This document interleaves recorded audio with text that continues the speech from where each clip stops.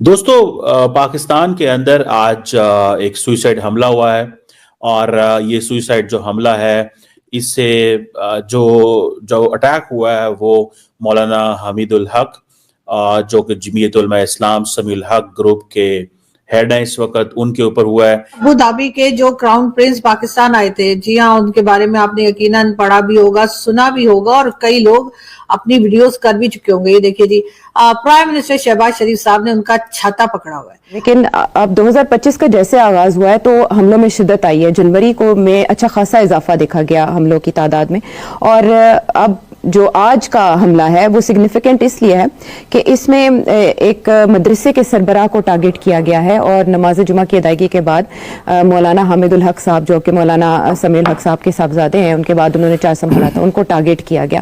خالد بن محمد بن زائد النہیان، بن محمد بن النہیان، تو وہ دیکھیے یعنی ولی عہد ہے وہاں کے، وہ آئے ہیں اور اب پاکستان سے یعنی بات چیت ہوگی، بہت کچھ انویسٹمنٹ کی باتیں ہوں گی، ایم او یو سائن ہوں گے۔ آج یہی طالبان اسی مدرسے کو حملہ کر رہے ہیں، اس کی وجہ کیا ہے؟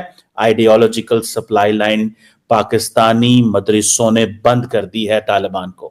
یہی وجہ ہے کہ اب یہ طالبان جو ہیں وہ ان کے اوپر حملے کر رہے ہیں۔ جس طرح کی یہاں پہ سچویشن رہتی ہے، جس طرح کی اکثر آپ نے دیکھا کہ سیکیورٹی کا ایشو رہتا ہے، اس کے اوپر میں بار بار کہتی ہوں کہ جی اس پہ بہت کام ہونے کی ضرورت ہے، بہت کام کرنا چاہیے، اور تبھی ہو پائے گا کہ پاکستان میں بھی لوگ آ کر جو ہے وہ پیسہ انویسٹ کرنے میں جو ہے وہ ڈریں گے نہیں۔ آپ صدر مملکت اور وزیر اعظم دونوں پہنچے ہیں ایئرپورٹ پہ ان کا استقبال کرنے کے لیے۔ دیکھیے پروٹوکول کی پابندیوں سے آزاد ہو گئے، کیونکہ اس سے پروٹوکول ہمارا جو ان کا تعلق ہے وہ بہت قلبی تعلق۔ آپ بتائیں بھارت کدھر جائے گا؟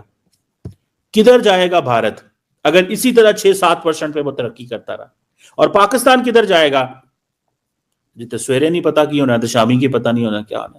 ایک طرف ہمیں سیاستدان لے ڈوبے جنہوں نے سارا دن افراتفری ملک میں ڈالی ہوئی ہے، اور دوسری طرف یہ دہشت گرد۔ میں آپ کو بتاؤں میری پی ایچ ڈی کا تھیسس ہی مولانا فضل الرحمان کی سیاست کے اوپر، ان کی پارٹی کے اوپر، جماعت اسلامی کے اوپر ہے۔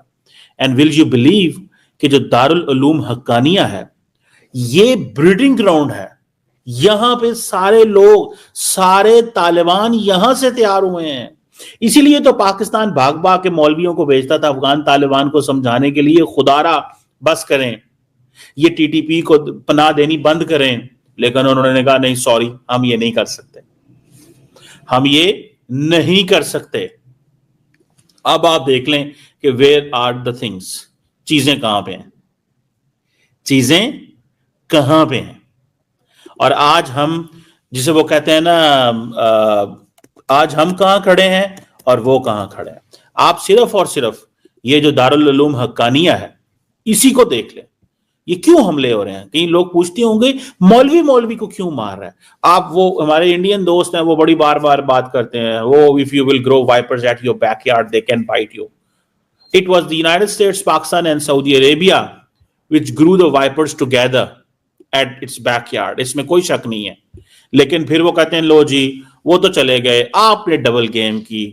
ہم نے ڈبل گیم یہ کی کہ اگر ہمیں پتا تھا کہ طالبان مدرسے یہ ٹیکٹیکل ریزنز کے لیے ہیں، یہ ہمارے لیے ٹھیک نہیں ہے، تو جیسے یہ سارا کچھ ہوا تھا پروجیکٹ کو بند کر دیتے۔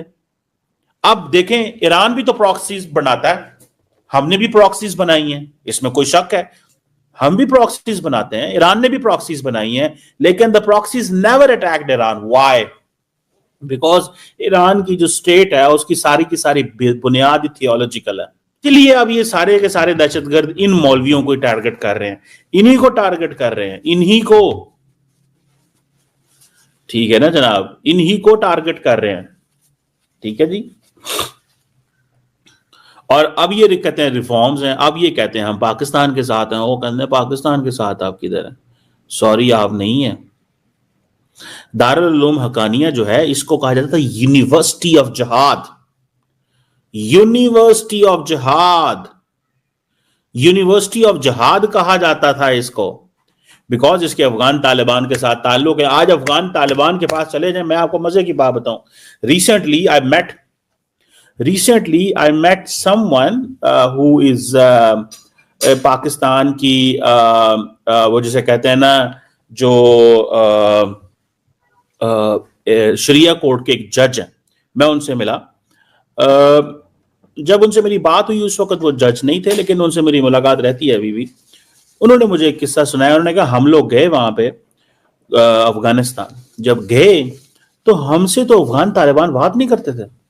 وہ کہتے نہیں تم بدل گئے ہو, تم وہ لوگ نہیں ہو. وہ کہتا ہے ہم سے بالکل, ہمیں لفٹ نہیں کراتے تھے, بات نہیں کرتے تھے, ہم سے تمیز سے انگیج نہیں کرتے تھے.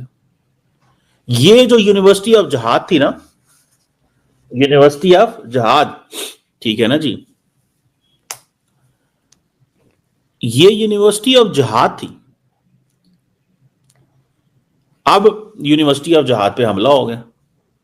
افغان طالبان پاکستانی جو مولوی ہیں ان کو نہیں مانتے. وہ کہتے ہیں نہیں نہیں یہ اب امریکہ کے پٹھو بن گئے ہیں, یہ امریکہ کے ساتھ مل کے کام کر رہے ہیں. پہلے فوج کے اوپر, عوام کے اوپر حملے کرتے رہے, اب انہوں نے سوچا ہے کہ نہیں اپنے ہی لوگوں کو مارو. اب اتنی تقسیم ہو گئی ہے. وہ پھر وہ جو ہلری کلنٹن کہتی ہے کہ جی